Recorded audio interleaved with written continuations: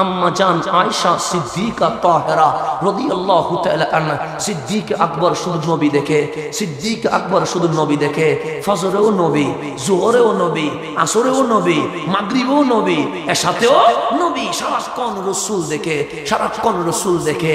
আমার নবী বললেন, আবু বকর কি দেখো? সিদ্দিক বলে, নবী গো চোখ সূর্য দেখতে চায় না, চাঁদ দেখতে চায় না, জমিন দেখতে চায় না, সমুদ্র দেখতে চায় না। আবু বকর কি দেখতে চায়? দুই চোখ দিয়ে শুধু নবী দেখতে চায়। সিদ্দিক আকবর নবীর দেওয়ানা হয়ে গেছে। আমার রাসূল বললেন, আমি ঘুমিয়ে পড়লাম, হঠাৎ স্বপ্নে দেখছি জিবরিল আমিন বিশাল একটা ডেক নিয়ে আসছে, যেটার উপর কাপড় দিয়ে মোড়ানো। এনে বললেন, ইয়া রাসূলুল্লাহ, আপনার জন্য হাদিয়া এনেছে। আপনার জন্য কি আনছি? আমার রাসূল ডাক দিয়ে বললেন, জিবরিল, বিশাল ডেক, উপরে কাপড় দিয়ে মোড়ানো, ভিতরে কি? জিবরিল বলে, হাদিয়া তো আমি আনি নাই, তো কে দিছে? আল্লাহ দিছে, আমি বহন করে আনছি। ভেতরে কি এটা আমি জানি না, যিনি দিছেন উনি জানে। আমি দিয়ে চলে গেলাম, আপনি রাসূল কাপড় খুলে দেখিয়েন ভেতরে কি আছে। জিবরিল চলে গেছে, কামলিওয়ালা উপরের ঢাকনা উল্টায়া দেখে, দেখছি ভেতর আম্মা জান আয়েশা বসে আছে। আমার নবীর ঘুম ভেঙে গেল, ডাক দিয়ে বললেন, মালিক, আপনি কি বুঝাইলেন এই স্বপ্নের মাধ্যমে? আল্লাহ ডাক দিয়ে বললেন, হাবিব, আমি সিদ্দিক আকবরের শাহজাদি আয়েশা সিদ্দিকাকে আপনি রাসূলের বিবি হিসেবে কবুল করে ফেলেছেন। কেমন আয়েশা সিদ্দিকা? যার জন্য প্রস্তাব দিয়েছেন স্বয়ং রব্বুল। দামি না অদামি? বেশি না কম? তখন বয়স কত? মাত্র 6 বছর। বয়স কত? 6 বছর। মানে আমার বাংলাদেশের 6 বছর আর আরবের 6 বছর একরকম নয়। আমার রাসূল স্বপ্নে দেখছে, ডেকের ভিতরে বসে আছে আম্মা জান আয়েশা সিদ্দিকা তাহেরা। বয়স কত? 6 বছর। আরবের 6 আর বাংলাদেশের 6 একরকম নয়। এখন বলছে বাল্য বিবাহ, কিন্তু আমার দাদির, আমার মায়ের, আমার নানির বিয়ে দেখবেন 5, 6, 7, 8 বছর হয়ে গেছে। কথা ঠিক নেই? তো সেই জামানায় কি কোনো বাল্য বিবাহ নামক কোনো আইন ছিল? ছিল না। এটা এই জামানায়, কারণ এই জামানায় মানুষের শরীর আবহাওয়ার কারণে, ভাইরাসের কারণে, জীবাণুর কারণে, ফরমালিনের কারণে শরীরের মধ্যে একটা বাতি ভাব চলে এসেছে, একটা কোমলতার ভাব চলে এসেছে। ওই জামানায় ফরমালিনও ছিল না, সেই জন্য শরীরের কোনো সমস্যাও। আমার রাসূল স্বপ্নে দেখছে, আমার মালিক বলছে, হাবিব, আপনার জন্য আমি আল্লাহ আয়েশাকে আপনার স্ত্রী বানায়া কুল নবীর উম্মতের জন্য মা বানিয়ে দিয়ে দিয়েছি। তো আমাদের বাংলাদেশের সিস্টেম হচ্ছে, ছেলের ঘর থেকে মেয়ের ঘরে প্রস্তাব। কোন ঘর থেকে? ছেলের ঘর থেকে মেয়ের ঘরে প্রস্তাব। মেয়ের ঘর থেকে কি ছেলের ঘরে প্রস্তাব আসবে না? এটা আমাদের চট্টগ্রামেরও সিস্টেম, এবং আমার মনে হয় সারা বাংলাদেশে কি সিস্টেম হবে যত সম্ভব। ঘটক যিনি মানে এটা কি করে, বিয়ের প্রস্তাব বহন করুন, কি করবে? ছেলের পক্ষের প্রস্তাব মেয়ে পক্ষের কাছে পৌঁছায়া দিবে, এটা হচ্ছে নিয়ম। তা আমার রাসূল স্বপ্নে দেখলেন, আল্লাহ বলছে, হাবিব, আয়েশা সিদ্দিকাকে আপনার স্ত্রী হিসেবে আমি আল্লাহ কবুল করে ফেলেছি। তাহলে সিস্টেম কি? আমার নবীর ঘর থেকে সিদ্দিক আকবরের ঘরে প্রস্তাব যাবে, এটাই তো সিস্টেম। কিন্তু আমার নবীজি তাহাজ্জুদের জন্য যখন উঠলেন, দরজা খুলে দেখে মেয়ের বাবা সিদ্দিক আকবর দরজার সামনে দাঁড়ায় আছে। আমার রাসূল ডাক দিয়ে বললেন, আবু বকর, ঘুমান নাই বুঝি? সিদ্দিক বলেন, নবী গো, ফজর থেকে আসর, মাগরিব, এশা সবটাই আপনারে দেখলাম। বিছানায় শুইতে গেছি, চোখ যখন আপনারে দেখছে না, কলব অটোমেটিক আজকুরুকা, আপনি নবীর জিকির শুরু করে দিছে। আমি বিছানায় ঘুমাইতে পারতেছি না, ইয়া রাসূলুল্লাহ জিকির শুরু হয়ে গেছে। আমি বিছানা থেকে উঠে আপনি নবীর দরজায় দাঁড়ায় আছি। আমার রাসূল বললেন, শীতের মৌসুম, তোমার কষ্ট হয় নাই বুঝি? সিদ্দিক বলেন, নবী গো, কিসের কষ্ট? যখন আপনারে দেখছি সকল কষ্ট আনন্দে রূপান্তরিত হয়ে গেছে। আমার নবী বললেন, আবু বকর এত তাড়াহুড়া করে আসলা, কিছু বলবানি? বললেন, নবী গো, তিনটা কথা বলবো বলবো বলে বলা হয় নাই, আজ মনরে বুঝ দিতে পারি নাই, সেজন্য আপনার কদমে চলে এসেছি। আমার রসুল বললেন, বলো না আবু বকর। এক নাম্বার, নবী গো, আমি নামাজকে বেশি ভালোবাসি, কিন্তু এক নাম্বারে রাখতে পারি নাই। আমি রোজাকে বেশি ভালোবাসি, এক নাম্বারে রাখতে পারি নাই। আমি হজকে বেশি ভালোবাসি, এক নাম্বারে রাখতে পারি নাই। আমি যাকাতকে বেশি ভালোবাসি, এক নাম্বারে রাখতে পারি নাই। আমার মা বাবাকে বেশি ভালোবাসি, এক নাম্বারে রাখতে পারি নাই। আমার বিবিকে বেশি ভালোবাসি, এক নাম্বারে রাখতে পারি নাই। আমার সন্তানকে বেশি ভালোবাসি, এক নাম্বার রাখতে পারি নাই। কামলিওয়ালা বললেন, এক নাম্বারে কি রাখছো? তখন সিদ্দিক বলে, আন-নাযরু ইলা ওয়াজহিক, আমার জানের চেয়েও বেশি আমার নবীকে আমি বেশি ভালোবাসি। আমার রাসূল বললেন, এক নাম্বার তো বুঝে গেলাম, দুই নাম্বার কি? আবু বকরের সম্পদ হবে, আপনি নবীর কদমে কোরবান করে দিব। এটা দিয়ে আমি বিল্ডিং করব না, ঘর করব না, বাংলো বানাবো না, BMW জুড়াবো না, দুনিয়ায় ক্ষমতার অপব্যবহার করব না। আমার সমস্ত সম্পদ আমার নবীর কদমে দিয়ে দিব। আল্লাহ এমন কবুল করা করলেন, সিদ্দিক দিতে দিতে দিতে দিতে আজকে যেটা রওজা মুবারক সেটাও সিদ্দিক আকবর কিনে দিয়েছে। আজকে যেটা বিশাল মসজিদে নববী সেটাও আজকে সিদ্দিক আকবর কিনে দিয়েছেন। দিতে দিতে আমার নবীর সব দিয়ে দিয়েছেন। মুতার যুদ্ধ যখন চলবে, কামলিওয়ালা বললেন, সম্পদ আমার কদমে কোরবান করো। ফারুক আজম বলেন, সেদিন সম্পদ আমার বেশি ছিল, আমি রাসূলের কদমে নিয়ে এসেছি। দেখলাম আমার চেয়ে সম্পদ আর কেউ বেশি দিতে পারে নাই, সবাই দিয়েছে, কিন্তু কামলিওয়ালার চেহারায় হাসি নাই। কখনো ডানে তাকায়, কখনো বামে তাকায়, কখনো সামনে তাকায়।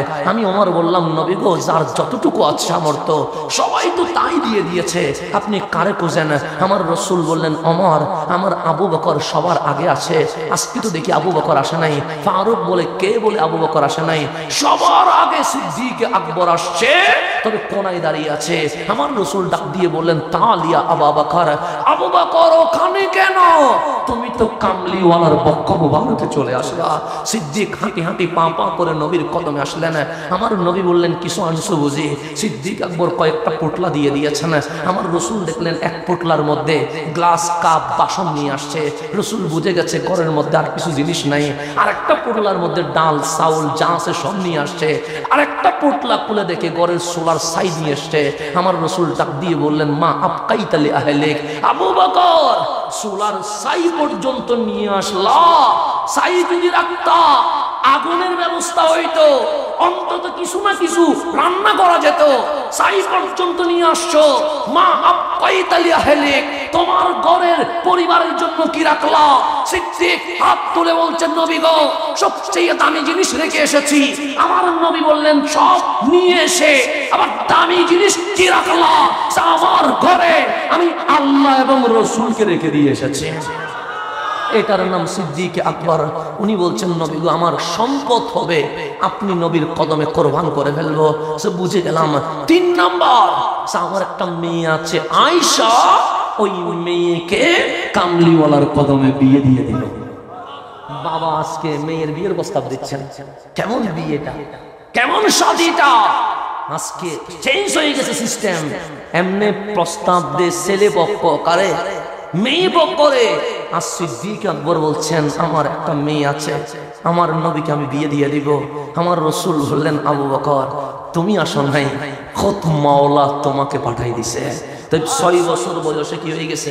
বিয়ে হয়ে গেছে। 9 বছর বয়সে রহমতুল্লিল আলামিন গড়ে তুলে আনছেন। কত বড় আলেমা ছিলেন, কত বড় ফকিহা ছিলেন। আমার আল্লাহ বলছেন, হাবিব, আপনার হাতে আমি ইসলামকে কমপ্লিট করব। আম্মা জান আয়েশা না হলে ইসলাম কমপ্লিট হয় না। আম্মা জান আয়েশা হলে ইসলাম কমপ্লিট হয়ে যায়। কেন? নারীদের সমস্ত মাসআলা যিনি বর্ণনা করেছেন উনি আম্মা জান আয়েশা সিদ্দিকা তাহেরা। মুসনাদে আহমদের হাদিস। 9 বছরে চলে গেছে রহমতুল্লিল আলামিনের ঘরে। এমন সময় গেছেন, আম্মা জান আয়েশা সিদ্দিকা বলছে, 2 মাস চলে গেছে, 3য় মাসের চাঁদ উঠে গেছে, আমার ঘরে চুলায় আগুন ধরাইতে পারি নাই। তার মানে 3 মাস চলে গেছে, নবীর ঘরে রান্না হয় নাই, তার মানে খাওয়া দাওয়া নাই। আম্মা জান আয়েশা চললেন কিভাবে? 2টা জিনিস আছে, একটা হচ্ছে পানি আর একটা হচ্ছে শুকনা খেজুর। এই শুকনা খেজুর আর পানি দিয়া আমি আর রহমতুল লিল আলামিন 2-3 মাস কাটিয়ে দিয়েছে। দেখেন আমাদের ঘরে হলে অবশ্যই একটা না একটা আপত্তি হবে যে এমন জামাই যিনি বাজার করতে পারে না, এমন জামাই যিনি ইনকাম করতে পারে না, এমন স্বামী যিনি বউয়ের খরচ দিতে পারে না। কিন্তু আম্মা জান আয়েশা কাউকে আপত্তি বানাই নাই, কাউকে বুঝাই নাই। আমার রসুল জিহাদের ময়দানে চলে যাবেন, ঘরের মধ্যে বাজার করতে পারে নাই, 2 মাস না খায়া খেজুর আর পানি দিয়ে চলে গেছে। যখন রসুল চলে যাবে নবীজির চেহারাটা মলিন হয়ে গেছে। আম্মা জান আয়েশা সিদ্দিকা তাহেরা ডাক দিলেন, ইয়া রাসূলুল্লাহ চেহারা মলিন কেন? ডাক দিয়ে বললেন, আয়েশা 2 মাস চলে গেছে, 3 মাস চলছে, বাজার করতে পারি নাই। আজ আমি নবী জিহাদের ময়দানে চলে যাচ্ছি, আজ ঘরে বাজার করতে পারলাম না, সেই জন্য চেহারা মলিন হয়েছে। আম্মা জান আয়েশা সিদ্দিকা নবীর হাত ধরে বললেন, নবী গো 1-2 মাস কেন? আমি আয়েশা আপনি রসুলের জন্য এইভাবে 1000 মাস কাটিয়ে দিতে প্রস্তুত আছে, আমার কোনো আপত্তি নাই। আমি বড় খুশি আছি যে রসুলকে পায়, সে আবার কিসের স্বপ্ন? কামলিওয়ালা কোনো আপত্তি নাই। রসুল আরবি চলে গেছে। মদিনার একটা সিস্টেম ছিল, যেই ঘরে ভালো খাবার রান্না হইতো সর্বপ্রথম খাবারটা কামলিওয়ালার ঘরে হাদিয়া পাঠিয়ে দিত। এটা মদিনার সিস্টেম ছিলেন। আমার নবীর দরবারে পাঠাইতেন। আম্মা জান আয়েশা সিদ্দিকা বলেন, অমুক সাহাবীর ঘরে রান্না হয়েছে, আমার ঘরে হাদিয়া পাঠাইছে। কেন?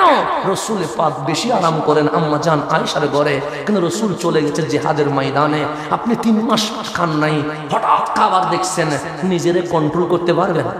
আমি পারবো না, আপনি পারবেন, আপনিও পারবেন না। কিন্তু আম্মা জান আয়েশা সিদ্দিকা তাহেরা বলছে, ভালো খাবার তো আসলো, কিন্তু আমার নবীর কথা মনে পড়ে গেছে।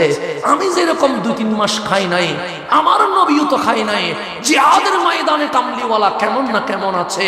আমি আয়েশা খাবারটা ধরে দেখলাম না, ফ্রিজ তো নাই, এটা গরম করে করে আমার নবীর জন্য রেখে দিতে রাখলাম। 2-3 দিন চলে গেছে, যুদ্ধের বিজয়ের পতাকা উঠে গেছে, মদিনায় শোরগোল লেগে গেছে। বুঝি গেলাম রহমতুল লিল আলামিন চলে এসেছে। হঠাৎ দরজায় টক টক করে আওয়াজ হচ্ছে।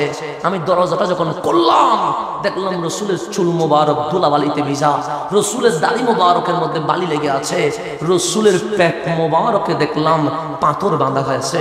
আমি আয়েশা চোখের পানি ছেড়ে দিয়ে বললাম, আপনি কাউসারের মালিক, মারিয়ামের জন্য যদি জান্নাতের ফল চলে আসে, আপনি তো সাহেবুল কাউসার, আপনি যদি চাইতেন মালিক তো পুরো জান্নাতের বাগান নিয়ে আসতো।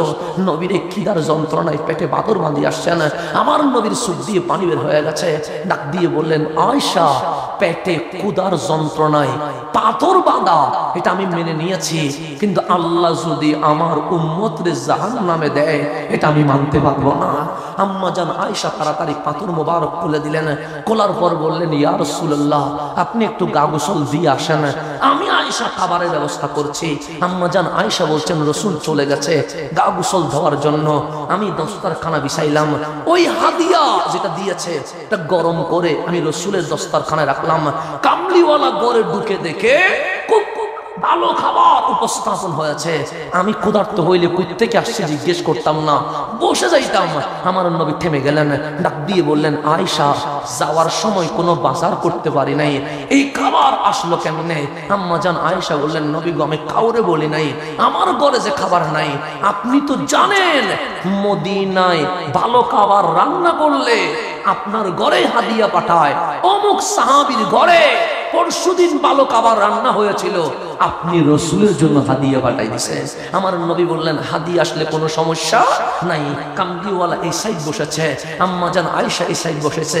রসুলের পাক দেখলেন প্লেট 2টা। আমার নবী বললেন, আয়েশা প্লেট 2টো কেন?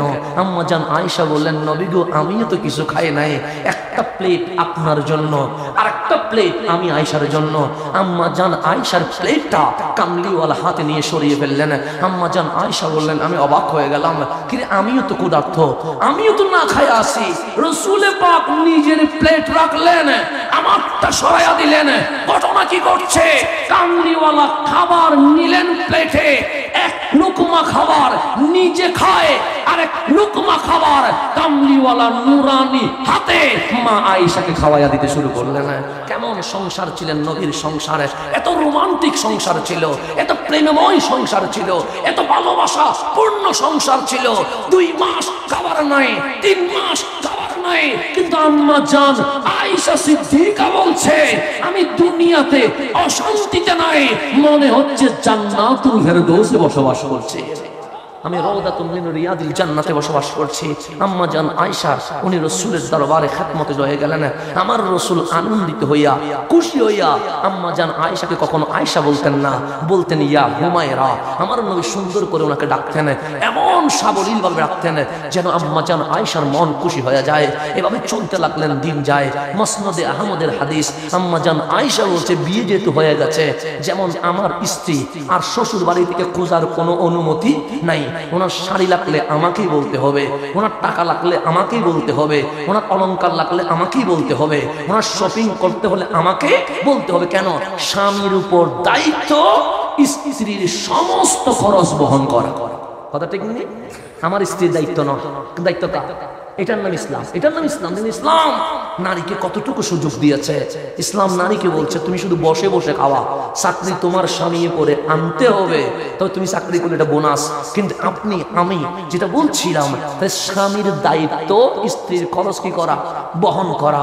তো আম্মা জান আয়েশা সিদ্দিকা বলছেন যখন 9 বছর বয়সে কামলিওয়ালার কদমে চলে আসছি, আমার স্বামীর নাম রহমতুল্লিল, আমার নবীর চেয়ে দামি স্বামী এই জমিন আর হবে সম্ভব কখনো?